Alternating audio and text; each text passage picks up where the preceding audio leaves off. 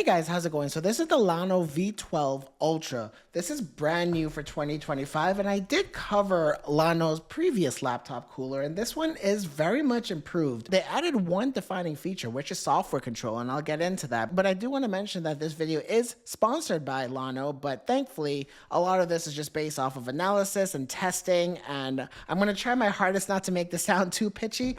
And hopefully you'll be able to see that this still is a good product, even though this is more along the lines of a showcase video. Anyway, let's get right into it. So as always, I start off with the build and design. Very simple and very similar to last year if you've seen that. This is the unit right here, and this is where the fan is. The fan is incredibly powerful. It gets really loud. I'll get into that a little bit more later on.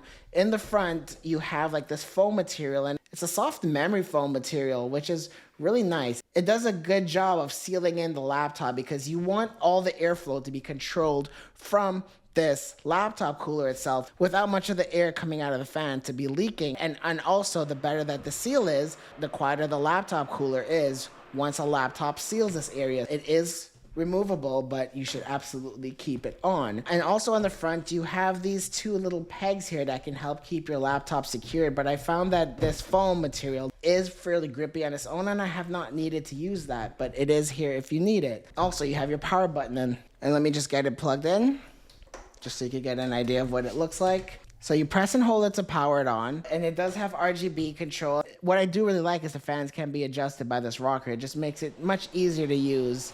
So that's really cool. And now let's take a look at the size here. You're getting 3 USB Type-C ports and 1 USB Type-C, and this is for in. This is what goes into the laptop, and then here's the DC plug adapter for power. So really, I mean, that's pretty much it. The back looks similar to last year. You are getting this RGB ring at the back, and another cool thing is you are getting a full 360-degree area of RGB, which is nice. So that's the physical build and the design. It is made out of all plastic, but I think that's okay. And also, I do want to mention that there is a dust filter for the fan, so you can just take this out, dust it off, clean it, and here's some visibility of what the fan looks like. Really cool stuff. I mean, if you see my video from last year, you're gonna see that it's very similar, but I feel like the build is better, and I feel like overall this product just feels better than last year's version.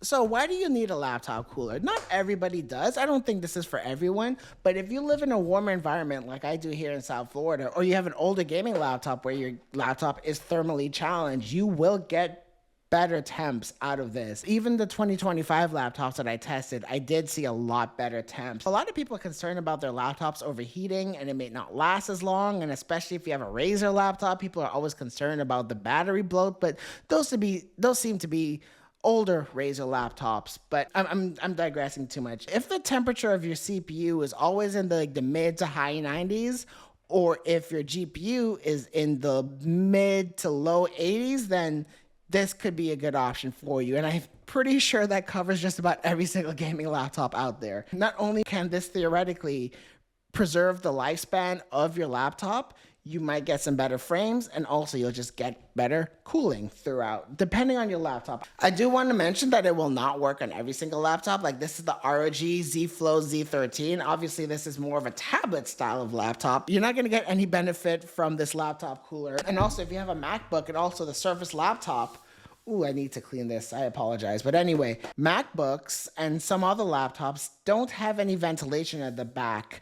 All the ventilation is through the side, and then they mask it through the keyboard and through the back of the laptop, etc. So if that's the case, this laptop cooler will not work for you because of that. All right, so what makes this product new for 2025 is the software, and it's really simple. You just go to Llano's website, download it, install it, and it's really, really simple. So and it's really easy to use, and it gives you some good performance analytics on screen too, which is nice. But the best thing and the most important thing is once you connect this with the USB-C, you're able to have this Llano laptop cooler automatically adjust the fan speed. They call it AI fan control, but I mean, the word AI is just being severely overplayed. They did not need to call it that, but what it does is it automatically increases the fan speed and lowers the fan speed depending on the temperatures of your laptop. So once you're connected with USB-C, the software can read that. So that's really, really cool, and that's how I've been using it most of the time. There's also a custom mode, which the preset temperature curve corresponds to the fan's RPM curve. The main advantage of this is you don't need to use manual adjustments. The cooler automatically adjusts its fan speeds based off of the CPU temperature, so it provides intelligent, self-regulating cooling. It'll help save on some energy and it will reduce noise during low load scenarios. But honestly, I found the AI mode. I just set the AI mode and it automatically regulates the fans based off of the hardware information it's getting from the laptop in terms of the CPU and GPU temps. So it's awesome. It ramps up and gets loud when it needs to, and when it's idle, the fans pretty much go down to a very quiet state. I think that's the main reason to upgrade to this laptop cooler over much of the other ones out there. I did test it manually too, just to see the differences, and the two laptops I'm using to really test this out is the Razer Blade 16, because it is a thin and light laptop. It could definitely benefit from